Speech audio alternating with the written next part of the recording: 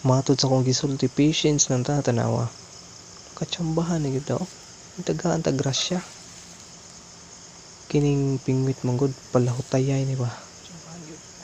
Tan-aw og asa gyud kutob imong pasensya ani kay ug wala kay pasensya o dili ka taas og pasensya mo nay giingon. Dili gyud ka bagay aning pagpamingwit no.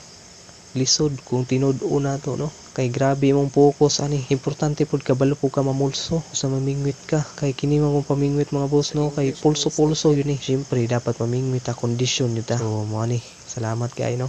Grasya gyud. Okay, so sa mga wala pa kabalo dira no, ang akong nadakpan karon snakehead kung sa English. Kung sa Tagalog naman pod ni ang gitawag ani kay dalag no. Nakahuli tayo ng dalag sa Tagalog no. Dalag ang tawag nitong isda na to. Sa Bisaya naman po, ito po ay halwan no. Syempre kay Bisayanon man ta halwan yun na ato ang tawag ng lamig ng halwan mga boss. Good size ka.